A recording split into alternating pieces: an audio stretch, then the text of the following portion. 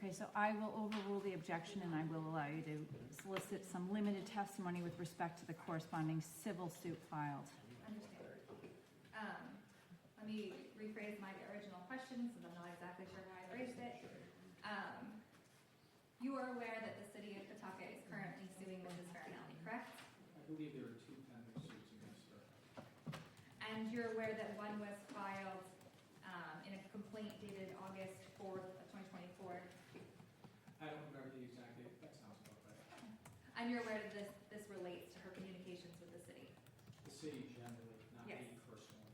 Understood. And you're aware that this doesn't include the calls made to your personal home? That's exactly right. And you're aware of what relief the city is asking for, correct? Injunctive relief, And the city is essentially asking you would agree that Mrs. Farinelli stop calling them. to a certain extent. To what extent? I mean, again, lots of phone calls, not just in my office, to the mayor's office, to the police department. So yes, the city of Pawtucket, the impetus behind that action was to attempt to get some relief from the number of calls and interactions and the requests that the city was receiving from Mrs. Farinelli. Okay. And so they've asked for a court order that Mrs. Farinelli not contact the city. Okay. I don't know if the court would actually do that, but we're certainly looking for some type of relief. Understood. One moment, Your Honor.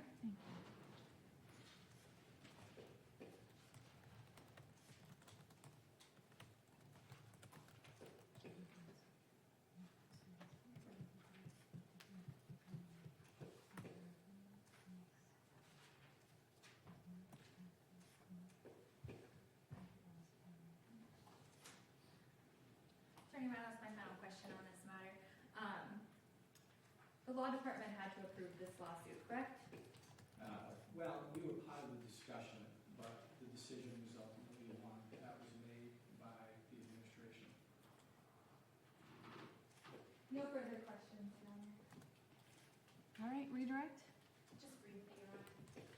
Attorney Milos, on February 16th, 2024, do you recall exactly what you said to Mrs. Farinelli when you answered the phone call and heard her voice on the other end of that line?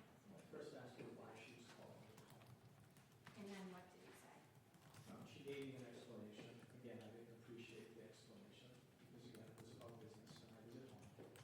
And I made reference to the fact that if she continued to call me upon that I was going to go to the police and look to potentially have her transferred for less phone calls. And in regards to these requests that were discussed, do you believe you gave the defendant an answer to her questions? I do, again, across the board, I do.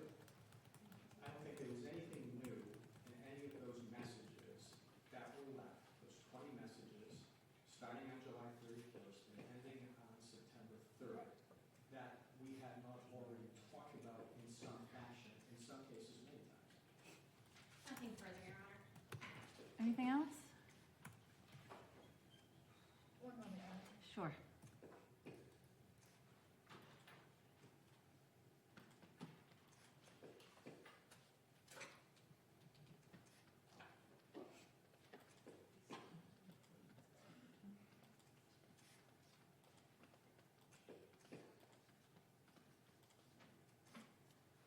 One last question, Attorney Milos.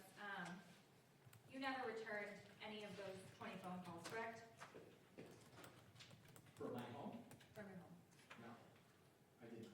And you never returned, I believe you mentioned, the ones from the office during this exact time period of July 31st and the days in late August, early September. I think I said earlier, I don't recall the last time I actually communicated telephonically with Mrs. Farinelli. I know the last time I saw her in person was on July 31st. I don't believe I contacted her telephonically from that point forward. Thank you. Anything else? No, Your Honor. All right, you are excused. Thank you for your testimony. Thank you, Your Honor.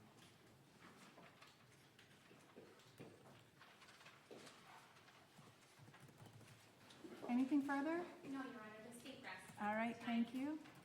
All right, your case. Your Honor, I would move to dismiss under Safety Macomb. Okay, would you like to provide some argument? Yes, please, Your Honor.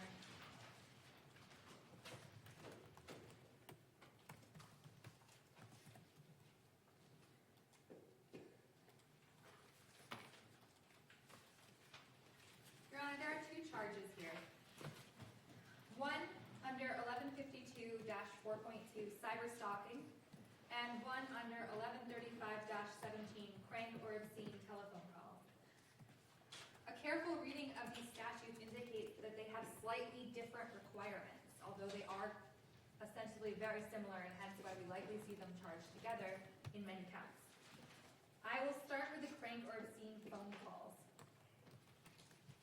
The statute reads, "Whoever shall originate a transmission by facsimile machine or other telecommunication device, or shall telephone any person repeatedly or cause any person to be telephoned repeatedly for the sole purpose of harassing, annoying, or molesting the other person or his or her family, whether or not conversation ensues, or whoever shall originate a transmission by facsimile machine or other telecommunication device, or shall telephone any person for the purpose of using any threatening, vulgar, indecent, obscene, or immoral language over the telephone shall be guilty." On the complaint, Mrs. Farinelli is charged in the alternative in count 1, which provides either that she reached out to Frank Milos for the sole purpose to harass, seriously alarm, annoy, or bother, or that she reached out for the purpose of using threatening, vulgar, indecent, obscene, or immoral language. I think it should be very clear to the court that the second option just does not apply here. Attorney Milos acknowledged that there is barely any swearing. In the calls, I counted exactly one use of the F word. There is no sexual obscenity. There is no violent threats. Attorney Milos emphasized he never felt threatened, never felt bodily threatened. There is no indication that this part of the statute holds any vulgar or holds any weight. There's no threatening, no vulgar, no indecent, no obscene, no immoral language. So I think we can dispense of that part of the statute. So in that case, Mrs. Farinelli, for the state to have met their burden, and again, it is their burden, and it is a high one, as the court, I'm sure, extremely well knows. And that would have to be proving that Mrs. Farinelli contacted Mr. Milos for the sole purpose. Sole means exclusively. Sole is a very concrete term that does not allow for wiggle room.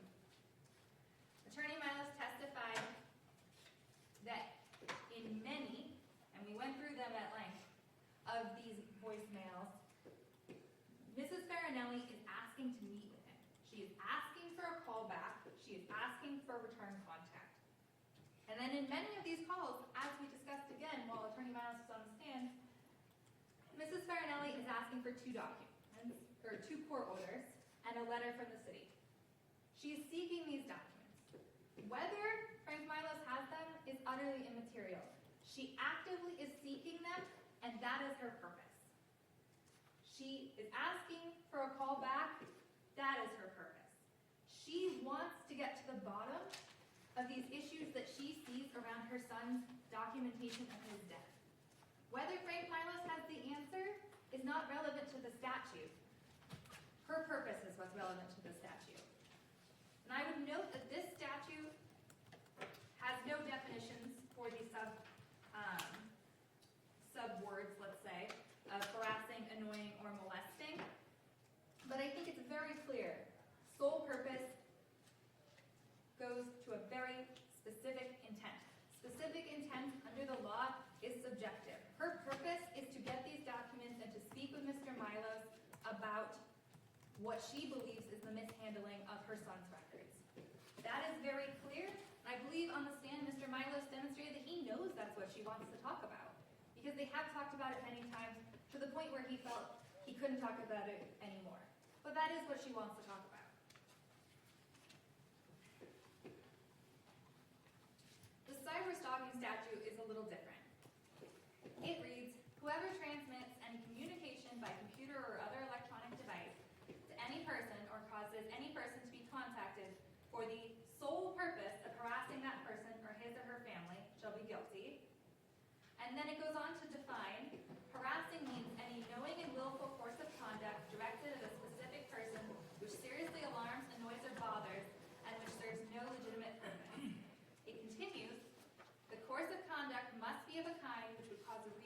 person to suffer substantial emotional distress or be in fear of bodily injury.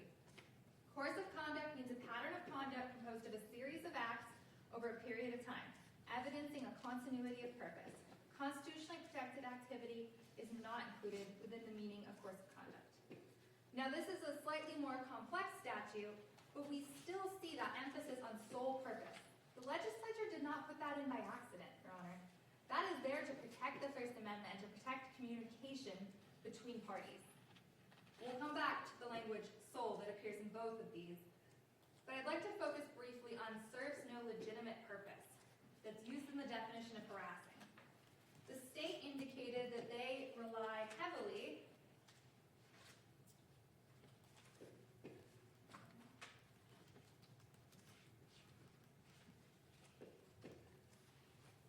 pardon me, I've stacked all my papers too much.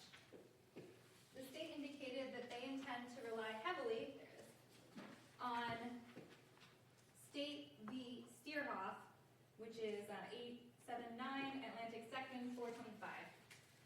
This is a misplaced reliance, Your Honor. First of all, this is related to the stalking statute, the physically stalking statute. It's a different statute and one which does not include the language sole purpose, at least at the time that this case was decided. If Your Honor will look to the text.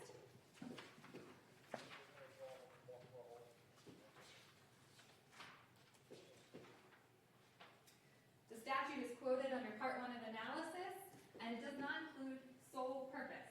It does include legitimate purpose, and that is the focus of the discussion here in this case. However, this case is a case between a gentleman who wanted to pursue a woman and a woman who did not want his advances. If you read footnote 6, the court very clearly noted, we specifically note that the communications which constituted such a large portion of the conduct by defendant that violated the statute were not communications about matters of public concern, nor did they serve an otherwise legitimate purpose. And then they cite Teuconic v. Myers, a Supreme Court case differentiating between speech on matters of public concern and speech on private matters. This case is very clearly focused on private communication between two individuals, where one romantic advance was not appreciated and where one party continued to make those advances. Certainly, the court in this case did indicate that awareness of those advances being unwanted was indicative that he continued without a legitimate purpose. But this is a different context, Your Honor. Again, it's the stalking statute. It is not the same statute. It does not include the language sole purpose, which I would argue gives a very different legislative intent to the statutes that we are dealing with in this case. And it also cites State v. Breen, which discussed, first of all, that without more, communications sent from one person to another cannot be harassment. They need something more. Courts and legislatures have been very careful to cabin these statutes to avoid trending into unconstitutionally vague and overbroad territory. They discussed how in Breen, the gentleman who was convicted had previously been convicted and had a criminal no-contact order in place. Very obvious indications. And again, that was a romantic situation between two private persons. That was not a public servant. It was not somebody who was reaching out about concerns that had to do with the role of a public servant. Even if that reaching out was in an inappropriate manner to someone's home, this was what the communication was about. The release of documents or the handling of documents by the city of Pawtucket and by one of their employees.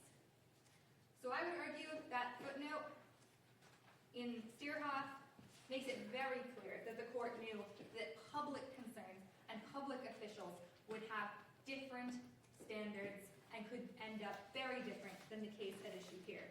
Additionally, in footnote 5, the General Assembly, it notes the intent of the General Assembly in 2002 in amending the stalking statute to include an element of specific intent.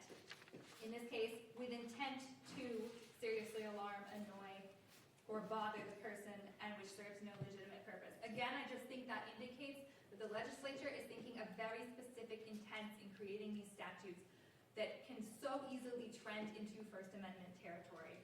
Specific intent, again, is subjective. What's the computer for count one? Sorry, what? The computer. Isn't it a computer crime, a computer device?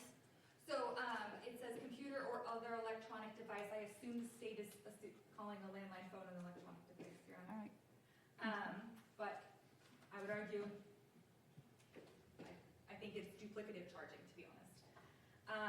And then I would just turn lastly to several other points, Your Honor. So that addresses the no legitimate purpose.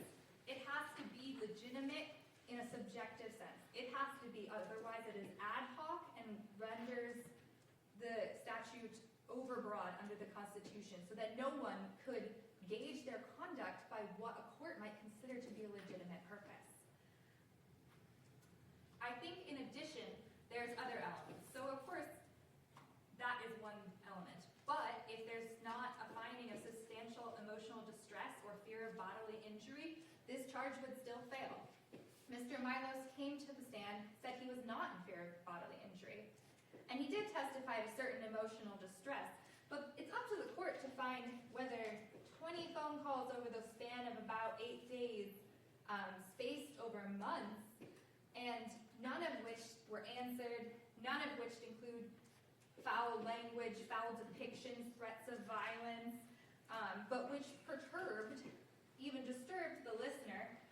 It's up to the court to find whether that's substantial, but I don't think it is, Your Honor. And even if that was found, all the other elements would have to be met as well. I would also turn to the final sentence, which probably gets overlooked in this statute. Constitutionally protected activity is not included within the meaning of course of conduct. I know I mentioned a case out in Newport County that our office had filed a memorandum of law in and gotten dismissed.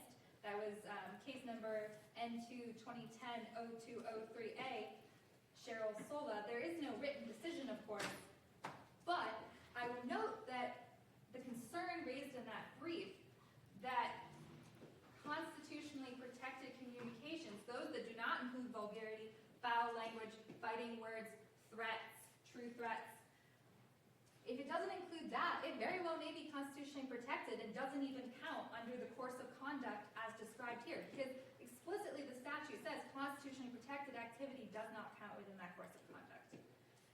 Typically we see these cases raised where the communications include threats.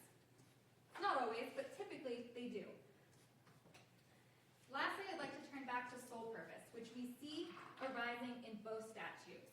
In the only plausible alternative under the prank or obscene telephone calls, the sole purpose of harassing, since I think we can all agree these were not obscene calls. And in the very first sentence of the cyberstalking statute, the sole purpose of harassing. Sole purpose. That has been discussed only briefly in Rhode Island law. As Your Honor, I'm sure is aware, our lovely little state does not have a lot of case law, so sometimes we have to turn to other sources. But very clearly, in those other sources, solely means its textbook definition. And I think most instructive is, well, first to look at Marshall, which is a case from Rhode Island. And in Marshall, it clearly treats of subjective intent. In this case, the debate was where does the intent need to originate? Can it arise during the call if it shifts to a more threatening tone, or does it have to be from the beginning under the statute as it was currently written?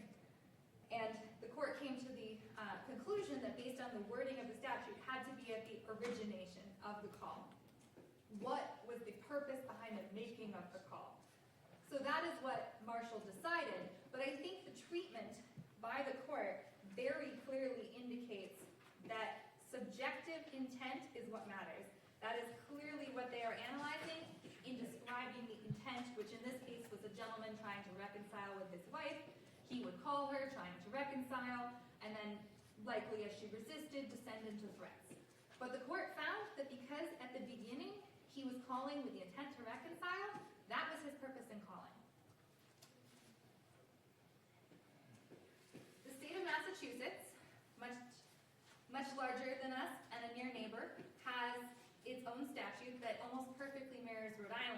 with regard to harassing phone calls. Whoever telephones another person or causes any person to be telephoned repeatedly for the sole purpose of harassing, annoying, or molesting such person or his family, whether or not conversation ensues, shall be punished. That is a direct quote from General Laws 269, Section 14A. And it was interpreted in one of Massachusetts' leading cases on this statute, Commonwealth v. Strahan, by the Appeals Court of Massachusetts.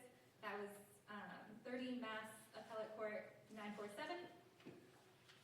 This case, Your Honor, is extremely instructive, and I think since it's almost identical language, while of course it's not Rhode Island, I think it is very persuasive. Specifically, in interpreting that almost identical phrase of the statute, the court found that, I believe it was, let's see, 11 calls. A series of calls were not, or sorry, I apologize. They had to be exclusively motivated by a desire to harass. Specifically, they found that any part of that objective in calling a woman 11 times in 7 minutes could be different than an intent to harass, and he could be acquitted. And they found very clearly that in this case, that was the case.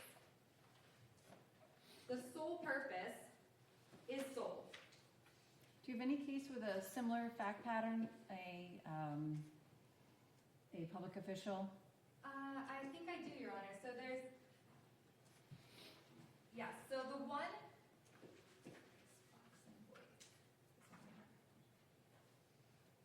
so this one, Your Honor, Commonwealth v. Voight, also from Massachusetts, 28 Mass Appellate Court 769.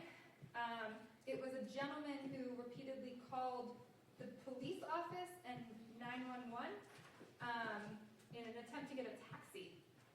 And they decided that there was a discussion of whether the police office was someone you could harass under the statute, but they also decided that it was not enough, and that was, sorry, I'm looking for the quote.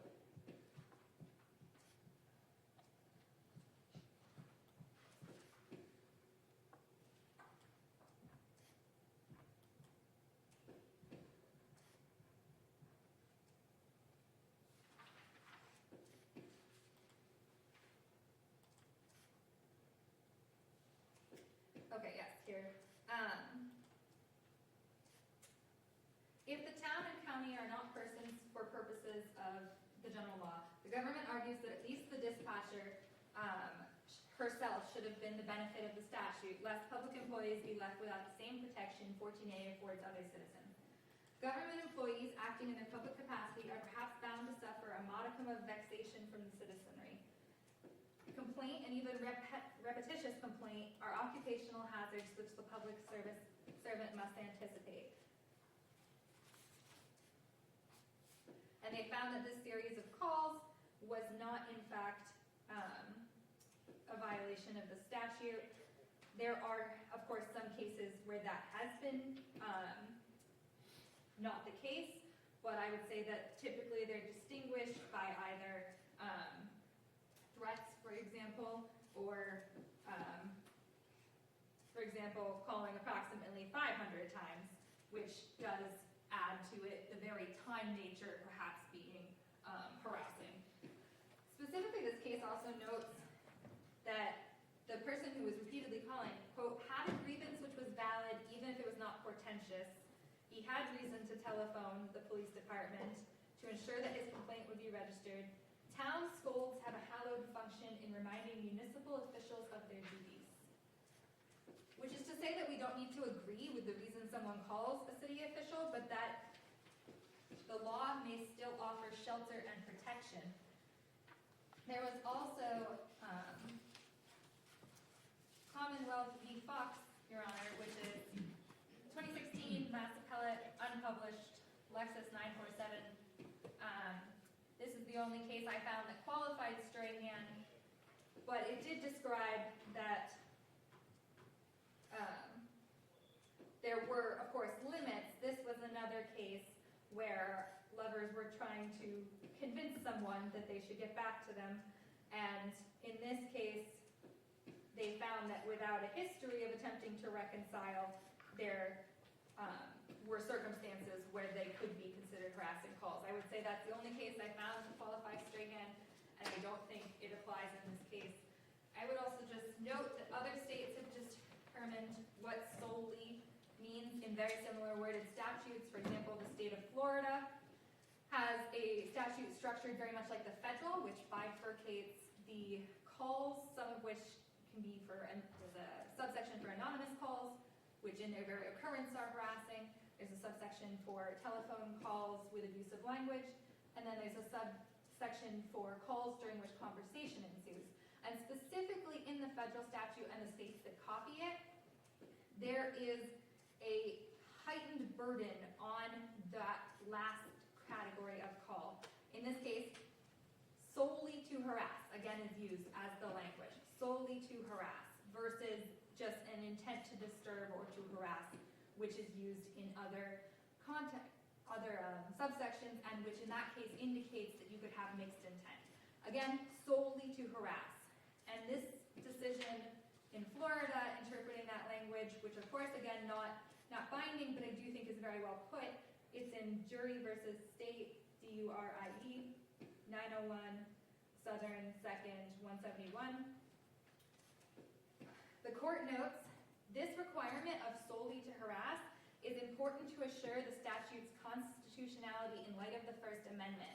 There is little question that Mr. Jury knew that these recordings would upset and threaten Ms. McCravy, who is the district attorney for perspective, but they contain extensive legal and rational discussion in which he is trying to explain his view of the entire matter. They go into the discussion of solely within the federal context, because again, there's extensive federal jurisprudence on their slightly different structure, but similarly worded solely requirement. And again, it is targeting, as this court notes, it is targeting conduct that doesn't fall under the First Amendment, because otherwise it's hugely risky in terms of being too broad and catching constitutionally protected activity, or turning into a cudgel with which, as this court puts it, the normal risks of human intercourse could be criminalized.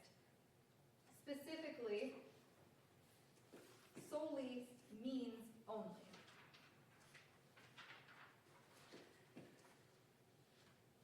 The federal courts, Your Honor, have also come to similar conclusions. For example, in the Eastern District of Pennsylvania, in United States versus Darcy, 342, Federal Supplement 311, they again specifically interpret the language solely to harass to mean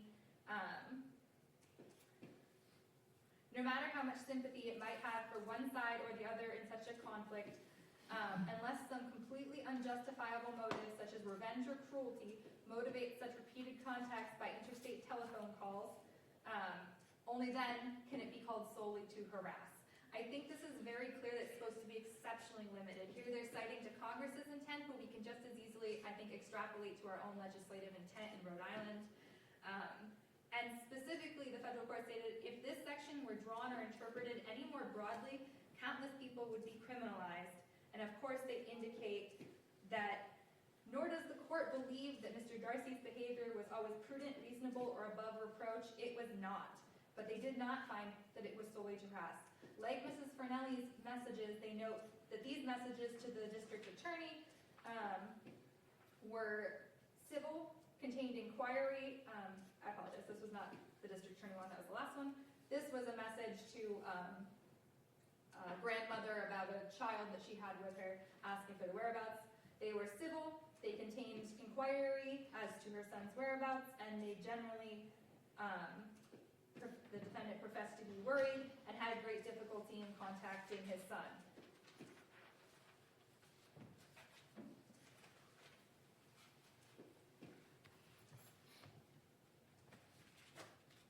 Your Honor, that solely language doesn't exist for fun. It doesn't exist to be parsed by scholars and constitutional rights, the First Amendment rights of people like Mrs. Farinelli. And it doesn't say that no conduct could be not criminal and still inappropriate. But where it draws the line is protective of our First Amendment and protective of people who want to engage with government officials or with each other in the private, everyday occurrences of life. And this is a case particularly focusing on a government official and their role. It is understood that Mrs. Farinelli was contacting Mr. Milos much more often at his office. 104 calls to 20 in the same period. She was attempting to use all the proper channels. Her calls were listened to the first 20 seconds if they were from a voicemail that was from an unknown number. If not, they just went straight into a file. And after those first 20 seconds, they went straight into a file. And people have a right to contact their city. You heard in those messages she tried to reach out to his law firm as well. She was trying to interact with a government official. And they, contacting someone at their home, we're not contesting that's appropriate. But what we are saying is it's not illegal. And so I don't think the state has proven that the sole purpose to harass under either one of these charges, I don't think there's any way they can meet that exceptionally high bar. Sole means only, Your Honor. She repeatedly asked to speak with him. She repeatedly mentioned the documents she was seeking. She repeatedly mentioned several other grievances with the city. Whether or not those grievances need to be addressed, it's not the issue. She felt they needed to be addressed. I also would say the city cannot meet, or describe that there was no legitimate purpose. Again, that legitimate purpose is subjective. It's Mrs. Farinelli's legitimate purpose. And lastly, I don't think they can find substantial emotional distress, so I would ask the court to dismiss both counts. Thank you. Anything in response? Please, Your Honor. As Your Honor is aware, when the defense brings on home motion, the evidence is to be viewed in light most favorable to the state or the city who is presenting said evidence. Objection, Your Honor, that's not true. So we don't have a jury trial. Oh, I'm sorry. That's I'm okay, so I used- figured, I know. Strike It's that, strike that. stricken, go I'm ahead. sorry, No problem. Your Honor. Start over. Your Honor, the state presented one witness, and through that one witness, the state is arguing that we met our burden of beyond a reasonable doubt here for these two charges. We have the crank or obscene telephone calls and the cyber stalking and cyber harassment prohibited. Is there a computer that satisfies count one? Your Honor, count one explains any communication by computer or other electronic device. So the state's argument here is that the telephone is the other electronic device that meets within this. So you're not, this complaint doesn't criminalize two separate parts of, or courses of conduct. You're not saying that count one is something different than count two? So one being perhaps the one public utility charge, count two using the telephone, and count one is for some other system? No, Your Honor. Okay. We are saying that it is So for the same conduct violates both statutes? correct, but it is not an issue of double jeopardy if that is what Your Honor is inquiring, because there are different elements for each statute. Okay, continue.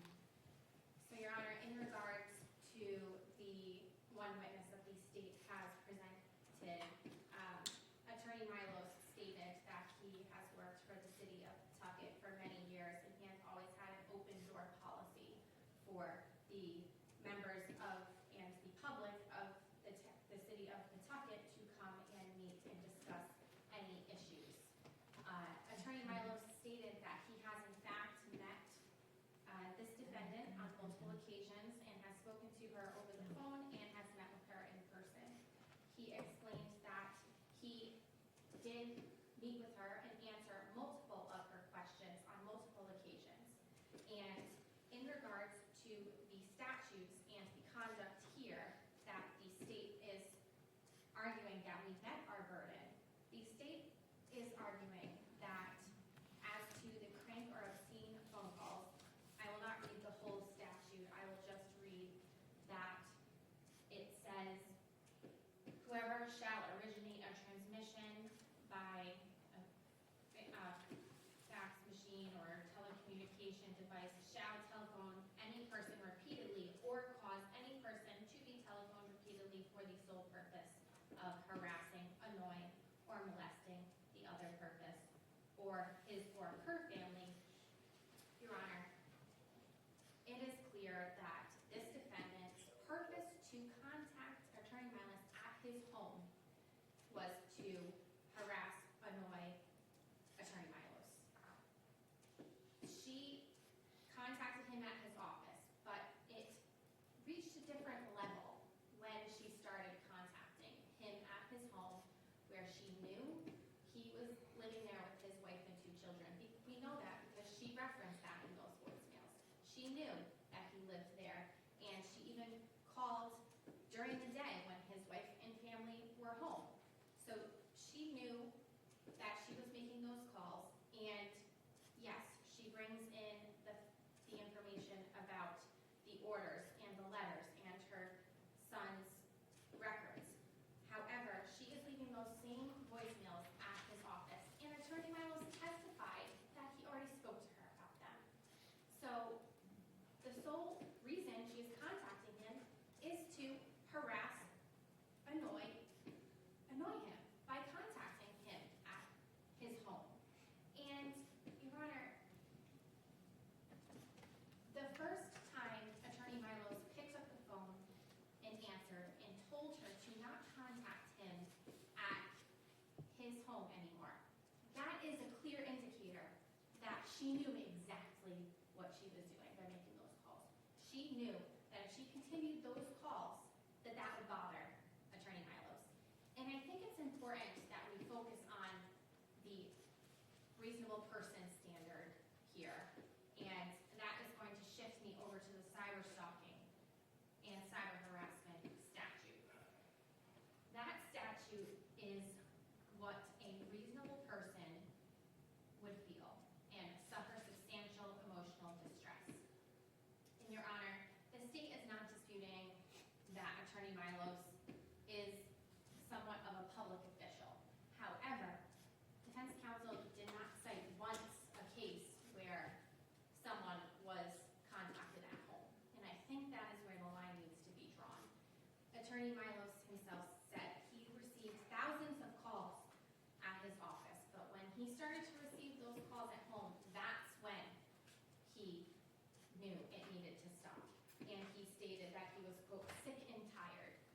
So if that testimony does not go to how a reasonable person would feel under this situation and under the definition of harassing in this statute, then I don't know what does. 20 voicemails left repeatedly on multiple occasions clearly meets the course of conduct.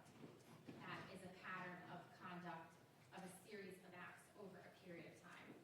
And the harassing is defined. Defense counsel argues and is arguing to fixate on the wording of sole purpose. But then we have the definition of sole purpose.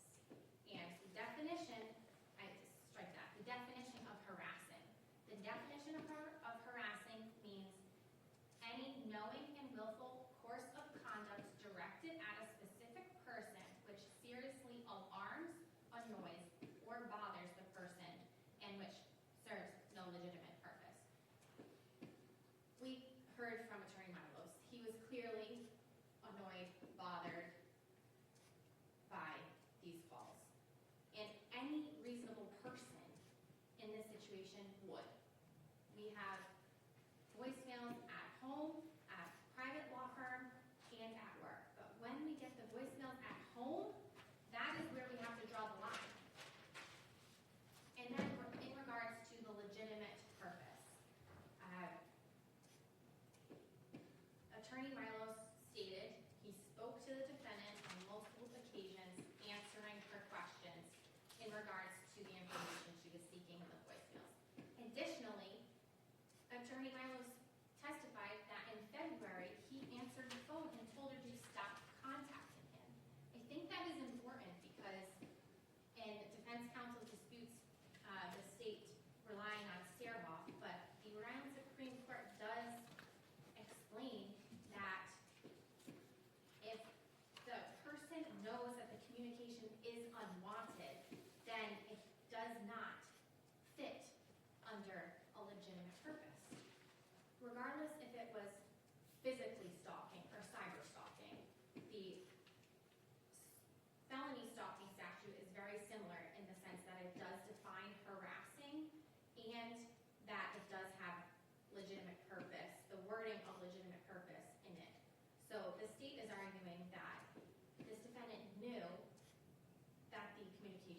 his home was unwanted and therefore does not fall under the legitimate purpose exemption. And Attorney Milos testified that he spoke to her countless times about this, about what she keeps calling about.